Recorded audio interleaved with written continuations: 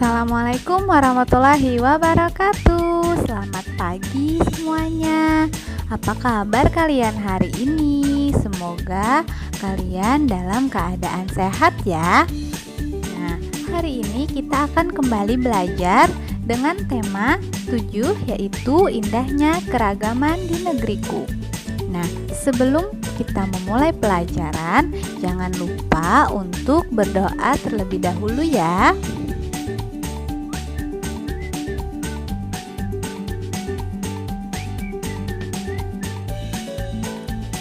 Subtema 1, keragaman suku, bangsa, dan agama di negeriku. Bangsa Indonesia terdiri atas banyak suku bangsa.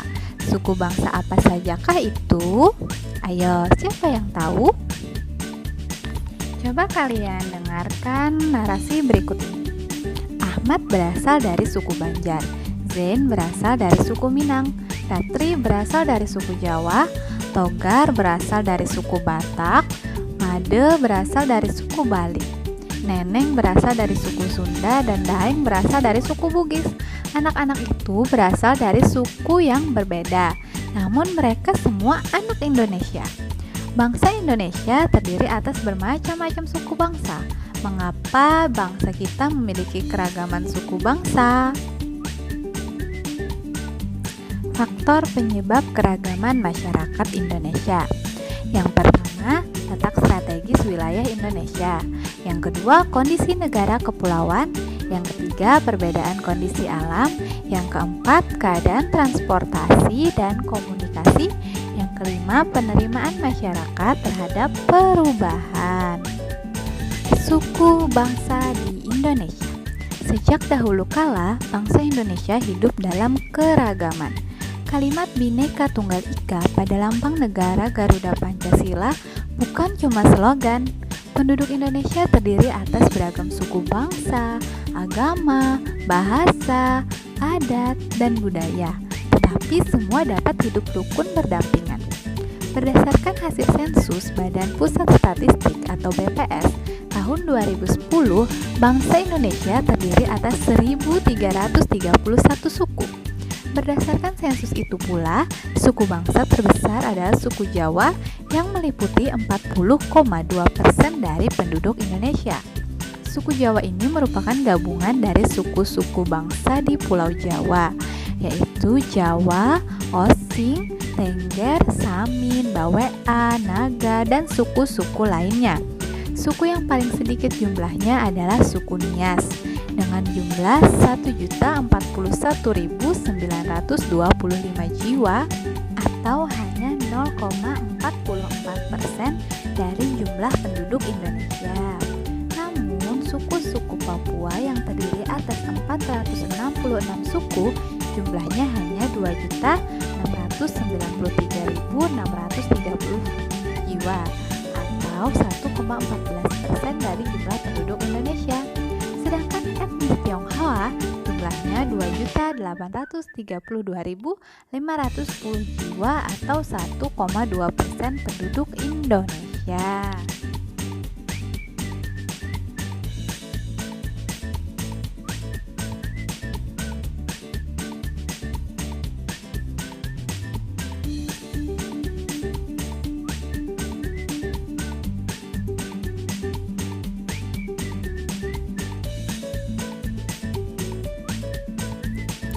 Cara menentukan pokok pikiran pada paragraf yaitu sebagai berikut. Pertama, kita membaca seluruh kalimat dalam paragraf. Kemudian kita menandai kalimat awal, akhir atau kalimat awal dan akhir dari paragraf. Yang terakhir, kita menandai pikiran pokok yang terdapat di awal, akhir atau kalimat awal dan akhir pada paragraf. Makna kalimat Bhinneka Tunggal Ika. Kalimat Bhinneka Tunggal Ika terdapat pada Garuda Pancasila. Garuda Pancasila adalah lambang negara kita. Bhinneka Tunggal Ika memiliki arti yaitu berbeda-beda tetapi tetap satu jua. Kalimat Bhinneka Tunggal Ika terdapat dalam buku Sota Soma karangan Empu Tantular. Mari kita perhatikan gambar-gambar berikut ini. Nah, kira-kira apa yang menyebabkan mobil pada gambar di samping dapat bergerak? Terus yang kedua, apa yang menyebabkan lampu dapat menyala? Terus pada gambar ketiga, apa yang menyebabkan jarum menempel pada batang magnet? Terus gambar yang keempat, apa yang menyebabkan buah jatuh dari pohon? Terus yang kelima, apa yang menyebabkan kursi mudah dipindahkan? Ayo, siapa yang tahu? Nah, semua itu dikarenakan adanya gaya terhadap benda tersebut. Lalu, apa itu gaya? Gaya adalah tarikan atau dorongan yang menyebabkan benda bergerak. Namun, tidak selamanya gaya dapat menyebabkan benda bergerak.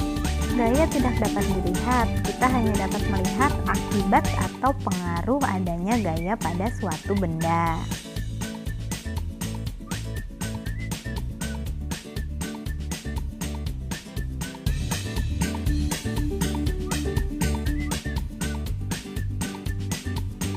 Adapun macam-macam gaya.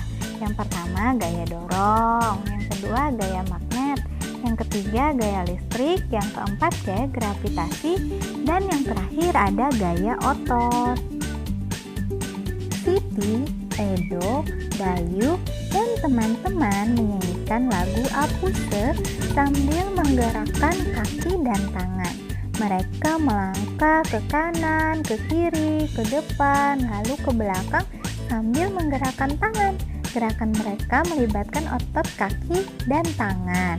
Nah, gerakan mereka ini juga bisa disebut dengan gaya otot. Dalam bernyanyi, kita harus memperhatikan tanda tempo. Nah, tanda tempo dalam sebuah lagu itu terdapat 3 macam, yaitu tempo lambat, tempo sedang, dan tempo cepat. Adapun tanda tempo lambat yaitu ada 4, largo, adagio, graf, dan lento.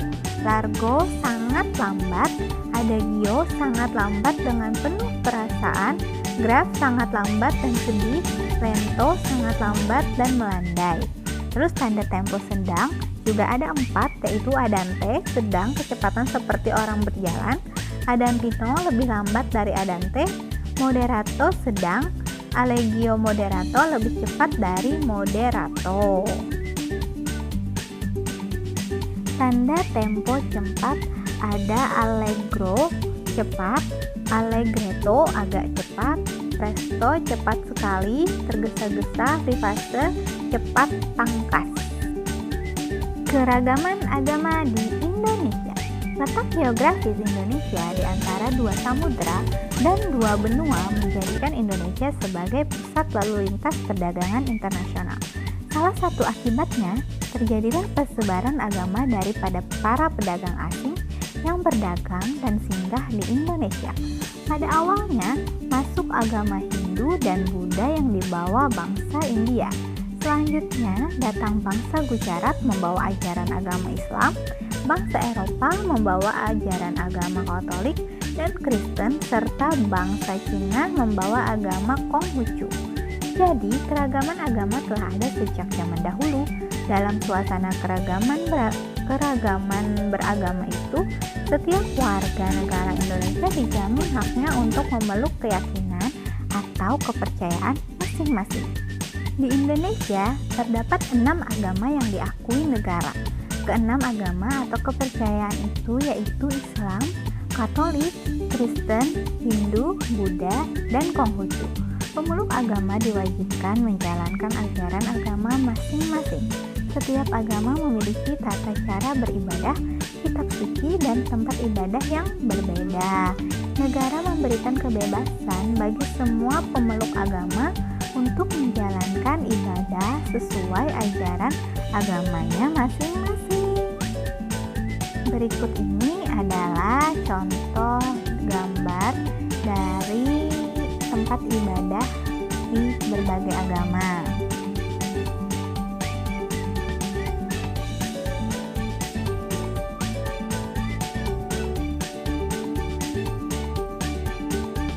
Nah, itu tadi pembelajaran kita mengenai keberagaman suku bangsa dan agama di negeriku. Semoga kalian sudah mengerti. Ibu akhiri pembelajaran kita hari ini. Wassalamualaikum warahmatullahi wabarakatuh. Selamat belajar, tetap semangat, dan jangan lupa